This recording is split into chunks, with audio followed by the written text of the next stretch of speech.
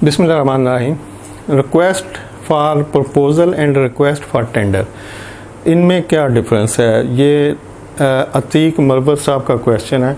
तो RFP and RFT, RFP request for proposal होती है, RFT रिक्वेस्ट फॉर टेंडर होती है। दोनों में प्राइसेस भी होती हैं, स्पेसिफिकेशन भी होती है, टर्म्स एंड कंडीशन जो कॉन्ट्रैक्ट में आनी है वो भी होती हैं, और जो भी रिक्वायरमेंट हो सकती है उस टेंडर के लिए या प्रपोज़ल के लिए, वो सारा कुछ दोनों में होता है। लेकिन इसके बावजूद दोनों डिफरेंट मौके के लिए यूज़ होती हैं। ये नहीं हो सकता कि जब आपने टेंडर कॉल करना है तो वहाँ पे आप रिक्वेस्ट फॉर प्रपोज़ल कॉल कर लें, और जब आपने रिक्वेस्ट फॉर प्रपोज़ल कॉल करना है तो वहाँ पे आप टेंडर कॉल कर लें। तो जो बेसिक डिफरेंस है उसको जब आप समझेंगे तो फिर आप प्रॉपरली जब रिक्वेस्ट फॉर प्रपोज़ल की ज़रूरत है तो request for proposal he call करेंगे, टेंडर नहीं करेंगे। लेकिन RFP और RFT इसको समझने से पहले एक और टर्म भी इसमें ऐड होगी, वो है RFQ, रिक्वेस्ट फॉर कोटेशन। यानी जब भी कुछ प्राइसेस के लिए कॉल की जाती है वेंडर को, सप्लायर को, तो RFQ भी हो सकती है, RFP भी हो सकती है, RFT भी हो सकती है। पहले देखते हैं RFQ क्या होती है, request for quotation. Request for quotation simple price के मतलब होती है कि आपको सिर्फ प्राइस चाहिए कि जी हमें कोटेशन दे दें। अब बाकी जो चीज़ें हैं, जो इन्फॉर्मेशन है, जैसे कोई सैम्पलिंग है, कोई स्पेसिफिकेशन है, कुछ और उसके रिलेटेड है, तो वो आपको उसकी ज़रूरत नहीं होती। आप ये उस वक्त होता है जब प्रोडक्ट ऑलरेडी आपको नोन हो, आप जानते हैं कि ये प्रोडक्ट है, ये शक्ल है उसकी, ये स्पेसिफिकेशन है।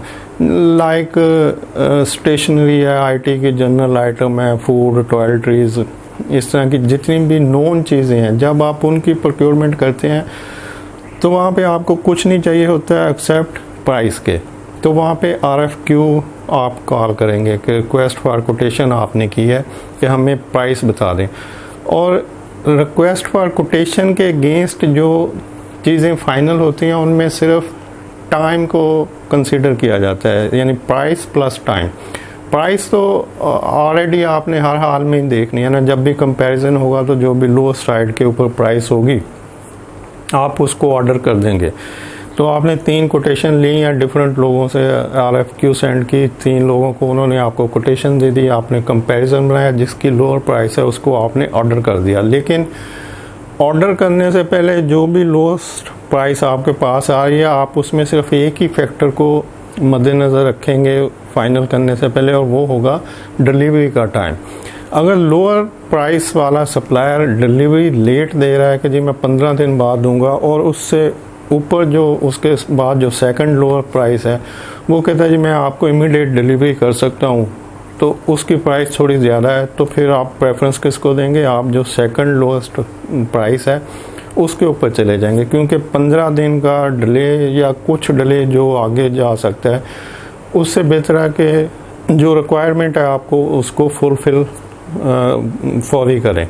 और हाँ, अगर आपके पास इतना टाइम है रिक्विजिशन के अंदर जितना लोअर साइड के ऊपर सप्लायर ले रहा है, तो फिर आप जो बिल्कुल लोअर साइड के ऊपर है उसको भी एक्सेप्ट कर सकते हैं। लेकिन मैं जनरली एक बात बता रहा हूँ कि जब भी लोएस्ट प्राइस को कंसिडर किया जाता है कि इसको ऑर्डर देना है, तो उसका डिलीवरी टाइम ज़रूर चेक करना चाहिए कि क्या वो फौरी डिलीवरी दे रहा है। तो अगर नहीं दे रहा है तो फिर सेकंड लोएस्ट के ऊपर जाया जा सकता है। तो RFQ के ऊपर आपको सिर्फ प्राइस चाहिए होती है और डिलीवरी का टाइम चाहिए होता है, तो इसके ऊपर आप अपनी प्रोक्योरमेंट को फाइनल कर देते हैं।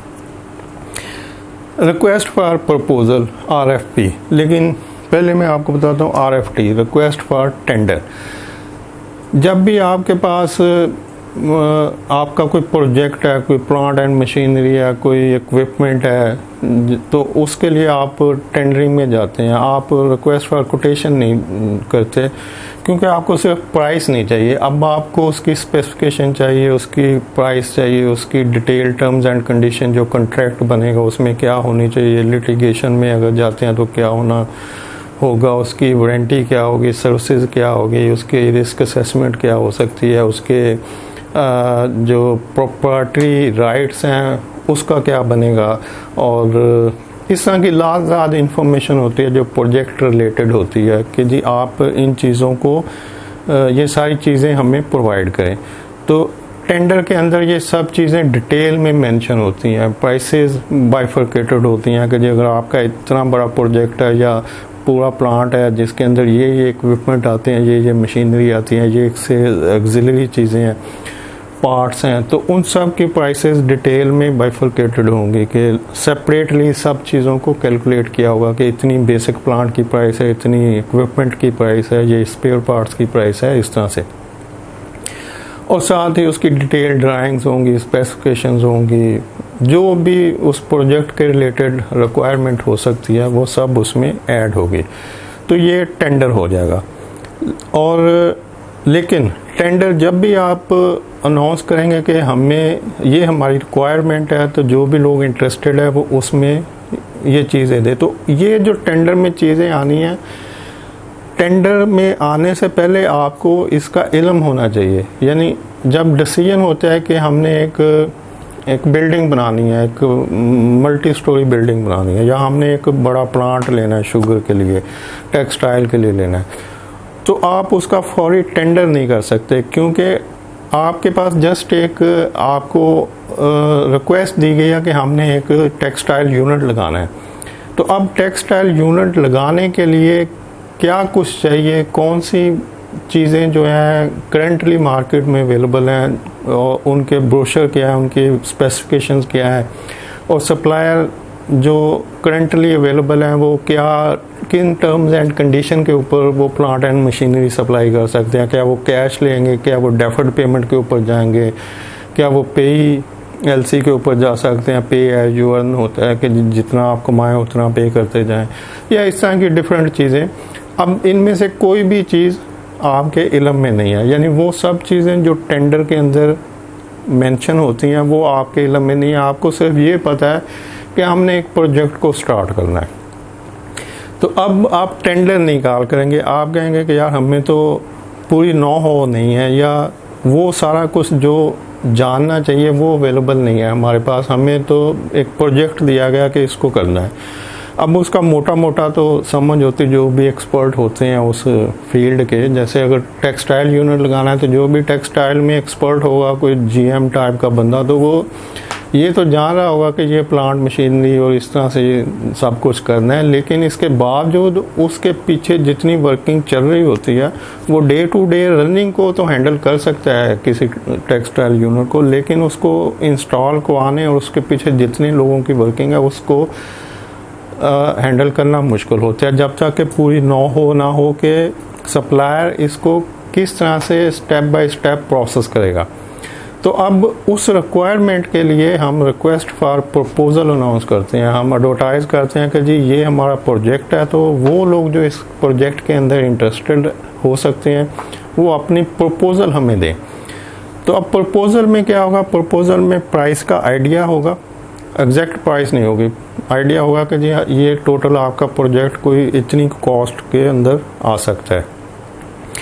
उसके बाद हर जो सप्लायर होगा जो आपको प्रपोजल सेंड करेगा वो अपने अपने ब्रांड की जो प्लांट मशीनरी होगी जो टेक्सटाइल यूनिट में इंस्टॉल होगी उसके लिए वो अपने ब्रोशर डिटेल, उनकी स्पेसिफिकेशन, उनके पार्ट्स, ये सब चीज़ें प्रोवाइड करेगा। फिर उनके प्रोप्राइटरी राइट्स के मतलब बताएगा, सर्विसेज के मतलब बताएगा, उनकी वारंटीज़ के मतलब बताएगा कितनी होगी, उनकी इरेक्शन इंस्टॉलेशन के मतलब बताएगा, जो भी हो सकता है पॉसिबल कि जिसके ऊपर वो बाइंग फाइनल की जाए आसानी से, वो सारा कुछ सप्लायर बताएगा। क्योंकि जिस बंदे की ज़रूरत है, जिसने लगाना है टेक्सटाइल यूनिट, अब वो उसने जिससे सर्विसेज लेनी है, जिसको पे करना है, जिससे प्लांट मशीनरी खरीदना है, उसके ऊपर छोड़ा है कि भाई मैं बैठा हूँ, ये मेरी ज़रूरत है, मैंने आपको बता दिया कि मैंने एक टेक्सटाइल यूनिट लगाना है, तो अब मुझे बताओ कि आप क्या मुझे फैसिलिटेट कर सकते हो, क्या कुछ इसके लिए अरेंज करना पड़ेगा, कितनी कॉस्ट आएगी, और ये सब चीज़ें जो वारंटी रिलेटेड हैं, उसके प्रोप्राइटरी राइट वगैरह वगैरह, ये सब कैसे होंगे।